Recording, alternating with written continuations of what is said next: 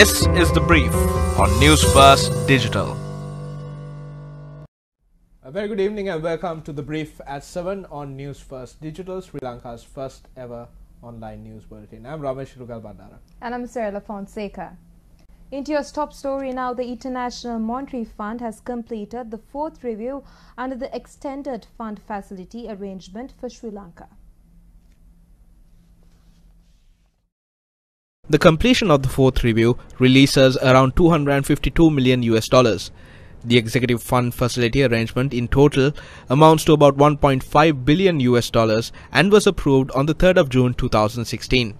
According to the IMF, the Sri Lankan economy is expected to normalize gradually following subdued growth in 2017 due to lingering effects of weather-related shocks. The IMF notes that performance in the first half of the EFF program has remained broadly on track despite some implementation delays and weather-related shocks. The IMF claims that authorities have achieved a primary surplus in 2017 through expenditure management and revenue mobilization. The IMF goes on to say that the Central Bank of Sri Lanka conducted monetary policy prudently, bringing inflation back within its band. The executive directors of the IMF has commended the progress made by Sri Lanka under the fund-supported program. The directors welcome the authorities' efforts to improve the policy mix through continued fiscal consolidation, prudent monetary policy and landmark structural reforms. However, they noted that the economy still remains vulnerable to adverse shocks given the still sizable public debt, large refinancing needs and low external buffers. On to a news item that made ripples across the world. The United States withdrew from the United Nations Human Rights Council yesterday, citing a chronic bias against Israel. Standing with U.S. Secretary of State Mike Pompeo, U.S. Ambassador to the United Nations Nikki Haley slammed Russia, China, Cuba and Egypt for thwarting U.S. efforts to reform the Council. For too long, the Human Rights Council has been a protector of human rights abusers and a cesspool of political bias. Regrettably, it is now clear that our call for reform was not heeded. Human rights abusers continue to serve on and be elected to the Council. The world's most inhumane regimes continue to escape scrutiny, and the Council continues politicizing and scapegoating of countries with positive human rights records in an attempt to distract from the abusers in their ranks. Therefore, as we said we would do a year ago, if we did not see any progress, the United States is officially withdrawing from the UN Human Rights Council. In doing so, I want to make it crystal clear that this step is not a retreat from human rights commitments. On the contrary, we take this step because our commitment does not allow us to remain a part of a hypocritical and self-serving organization that makes a mockery of human rights. The United States was one of the major powerhouses behind resolutions that were introduced against Sri Lanka at the United Nations Human Rights Council. So, the US withdrawal from the UNHRC, how will this impact Sri Lanka? This question was posed to Cabinet spokesperson Dr. Rajitha Senaratne today. This is what he had to say. The United States brought two resolutions against our country with regard to human rights. When a powerful country like that brings a resolution, we face numerous issues. When a powerful country withdraws from the UNHRC, the pressure on us would ease. As a person who supports human rights, I personally believe that as a country, we should abide by all accords and covenants which we have signed, or else we should move away from these accords. More on this story, tune in to Primetime News on TV1 at 9 p.m. For a deep dive into this story, as well as comments by diplomat Dayan Jayathilaka on the US withdrawal from the UNHRC. Staying in local news, we all know that election season is fast approaching and many expect the provincial council elections to be held at the end of this year. But what election system will the government use during this provincial council poll? This is the question being raised by many people.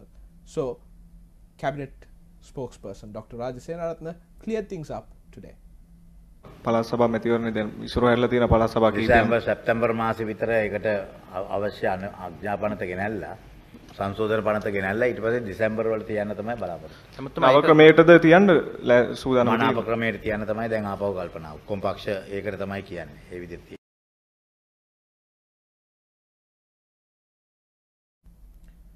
Well, as the provincial council polls draw closer, there has been calls for election laws to be tightened. And in a backdrop where certain politicians have come out and said that they accepted money from certain parties involved in the bond scam, election laws being tightened is a further request being made by opposition parties. This is what General Secretary of the Lanka Samasamaja Party, Professor Tissa Vitarana, had to say about election campaign finance laws.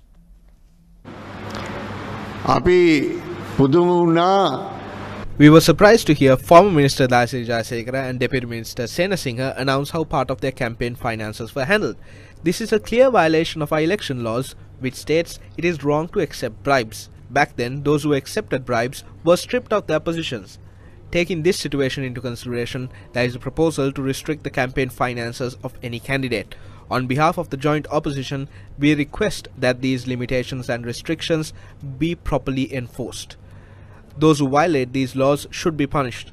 Only then will we be able to change our political culture and go back to a free and fair election system. The trade union action launched by postal workers entered its 10th day today. The postal trade unions intensified their trade union action by beginning a fast this morning at the Central Mail Exchange. Convener of the Joint Postal Trade Union Collective, Irugalbandara, noted that they had been forced to step up their trade union actions due to the inaction of officials. Bandara added that they are attempting to bring in trade union leaders from other sectors into their trade union movement as well.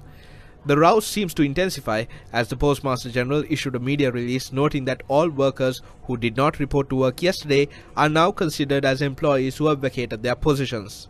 Even though the Minister of Postal Services and his secretary announced yesterday that a solution is close at hand, this trade union movement seems far from over. 7 suspects who were arrested in connection to the shooting of the chief incumbent of the Kiriwehere, Venerable Kobawaka Dammindathero, have been remanded till the 4th of next month.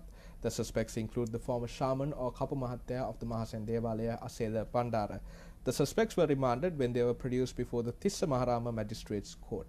The shooting took place on the 12th of this month at around 10:45 p.m. Venerable Dammindathero and another monk were injured in the shooting. Venerable Dammindathero is currently recovering at a private hospital here in Colombo. Islamic militants attacking using toxic substance are possible at any time in Germany, a source in the BFV Domestic Intelligence Service warned today. The warning followed the June 13th arrest in Cologne of 29-year-old Tunisian Saif Allah H on suspicion of planning an Islamist-motivated attack and manufacturing a biological weapon using ricin.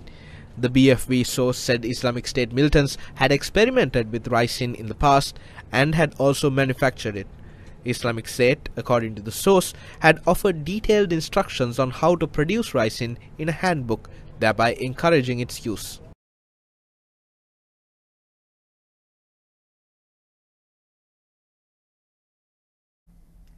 More than 190 people are now thought to be missing after Monday's ferry disaster on Lake Toba on the Indonesian island of Sumatra. The number, revised from 130, is 3 times the number of passengers the ferry was licensed to carry. Lake Toba, the world's largest volcanic lake, was busy with tourists celebrating the annual Eid holiday when the ferry sank in poor weather. Many victims are thought to have been trapped inside the vessel, according to the police. Indonesia's National Search and Rescue Agency said only 18 survivors had been found, all within hours of the tragedy.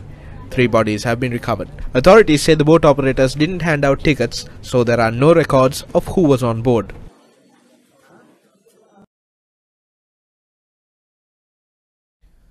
Sri Lankan Test skipper Dinesh Chandimal has been suspended from the 3rd Test outing against the West Indies after he was found guilty of changing the condition of the ball during the 2nd day of play on the 2nd Test. Following the conclusion of the 2nd Test match, which ended in a draw, a hearing was held and video evidence was presented before the Sri Lankan team management as well as match officials. Indian match referee Javagal Srinath handed Chandimal the maximum punishment available, 2 suspension points and a fine of 100% of his match fee. Match referee Javagal Srinath's statement read, quote, "Footage shows that upon receiving the ball, Dinesh took something from his pocket and put it into his mouth. After sucking or chewing whatever he put in his mouth for a few seconds, Dinesh then proceeded to spit on his finger and polish the ball with his saliva, which would have contained the residue of the artificial substance that he had in his mouth on 2 separate occasions." Meanwhile, another ICC release carried a statement by ICC Chief Executive David Richardson, who charged the Sri Lankan captain Dinesh Chandimal. Don't forget to send in your thoughts and views on the comments section below. I'm Ramesh Irugalbandara. And I'm Serala Fonseka. Good night.